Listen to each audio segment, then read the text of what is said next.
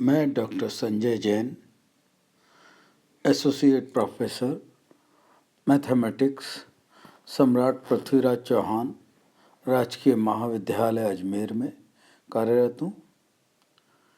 आज आपके लिए सी प्रोग्रामिंग में ऑपरेटर्स पर आज व्याख्यान दे रहा हूँ। इससे पूर्व input output and statement, input output और कैसे उनसे प्रोग्राम बनाए जाते हैं ये हम देख चुके थे। आज हम ऑपरेटर्स पर बात करेंगे। ऑपरेटर्स दो मेन टर्म्स हैं इसमें, ऑपरेटर एंड ऑपरेंड। चूँकि हम सभी मैथ्स के विद्यार्थी हैं तो हम ऑपरेटर्स अब तक संकारक जिनको हम बोलते हैं कई तरह के पढ़ चुके हैं।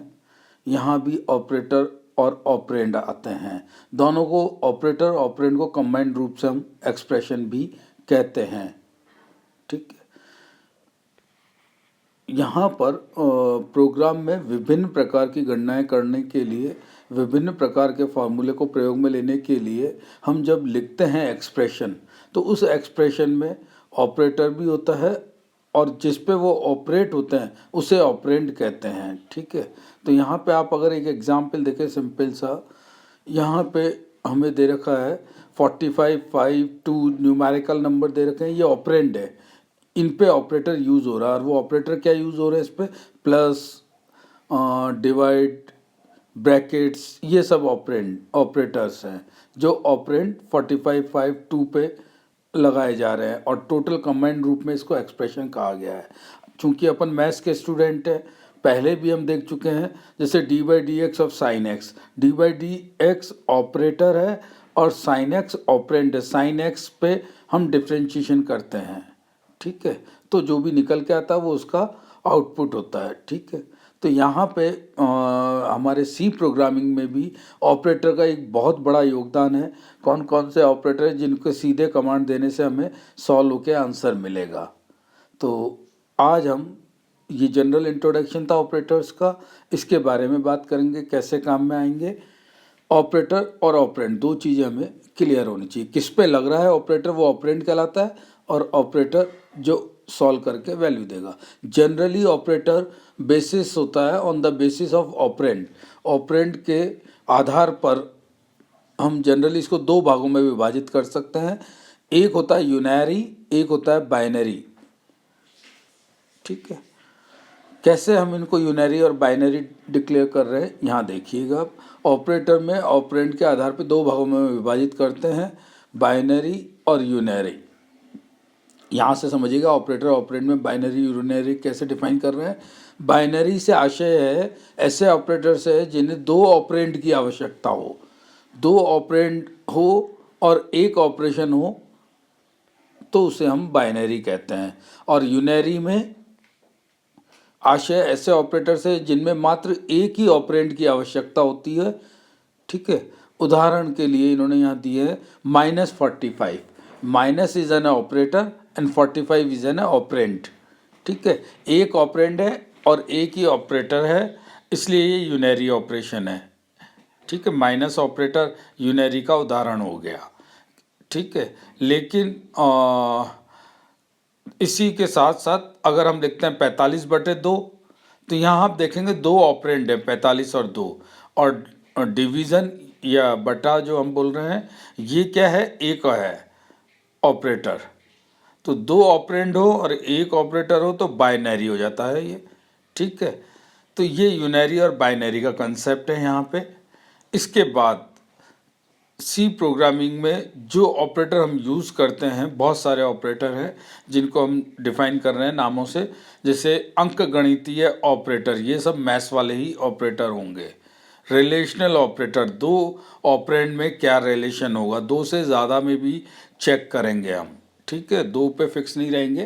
जनरली समझने के लिए हमने यूनरी बाइनरी किया है, बाकी ये आगे भी जाएंगे हम। Logical operator, assignment operator,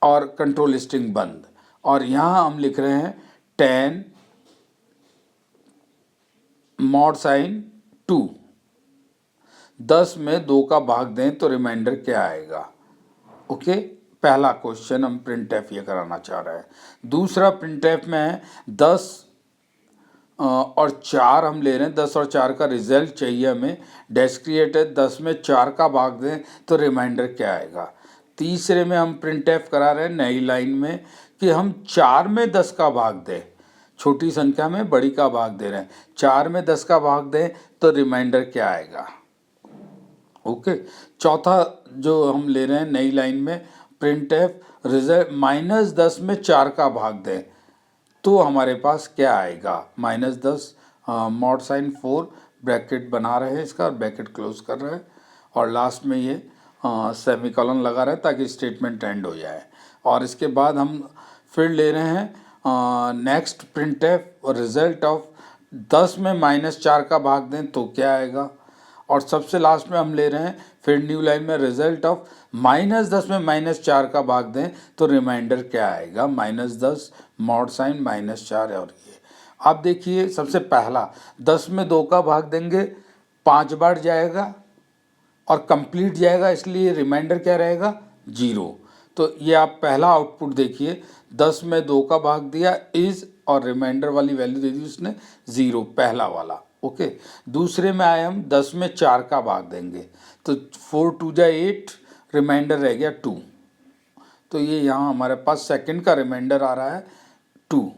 okay, output आ रहा है रिमाइंडर 2 की वैल्यू रिमाइंडर की 2 दे रहा है। तीसरे में आ जाइए आप 4 में 10 का भाग, 4 में 10 का भाग देंगे जाता नहीं है, ठीक है, और 4 ही आपका क्या रह जाएगा शेष पहली बार में। तो ये आपका 4 में 10 का भाग दिया, रिमाइंडर आ रहा है 4 तीसरे में। चौथे से देखिए अब आप -10 में 4 का देंगे, यहाँ देखिए आप -10 में मैंने रेड इंक से इसको किया है, -10 में 4 से भाग दिया हमने, -2 बार दिया तो माइनस का 8 आएगा, यहाँ साइन चेंज होता है प्लस हो गया, -10 + 8 बचे कितने -2, तो चौथे का आंसर आएगा -2। आ रहा है ये रिमाइंडर -2 कैसे आ रहा है, अब क्लियर है आपको। डायरेक्ट सीधा देखने से आपको नहीं लगता ये कैसे होगा। पाँचवें में आए आप 10 में -4 का देना है, ये 10 -4 का देना है, हमने -2 बार दिया है इसको तो -8 आया है यहाँ, उसको प्लस का माइनस माइनस प्लस 8 हो गया और उसको माइनस करेंगे तो 10 में से 8 गए तो कितने बचे +2। तो 10 में -4 का भाग देंगे 5वें नंबर पे, देखिए +2 आ रहा है। यहाँ बच्चे कंफ्यूज रहते हैं कि एक नेगेटिव होकर नेगेटिव आना चाहिए, तो ये आप समझ लीजिए ये कैसे हुआ है, +2 रिमाइंडर आ रहा है। ओके, लास्ट सबसे और बड़ा इम्पॉर्टेंट है, दोनों ही माइनस है, -4 में -10 का भाग दिया, +2 से दिया हमने तो यहाँ आ गया हमारे पास -8, माइनस वाला साइन चेंज होगा प्लस, और -10 में से +8 जाएंगे तो रिमाइंडर बचेगा -2। तो ये लास्ट रिजल्ट आप देख रहे हैं -2। तो ये सारे रिमाइंडर की वैल्यू दी है इन्होंने। ओके, तो ये एक प्रोग्राम कैसे प्लस माइनस किसी का भी रिमाइंडर लेना है हम देख सकते हैं। तो आज के लिए इतना ही। आप इस तरह के ऑपरेटर यूज़ करके डिफरेंट प्रोग्राम लिखिएगा जिनसे आपको और क्लियर होगा। ये एक नए तरह का फंक्शन रिमाइंडर वाला हमने लिया था, इस पे बेस हमने न्यूमेरिकल ले लिया है। Thank you. कल अगले ऑपरेटर के लिए बात करेंगे हम।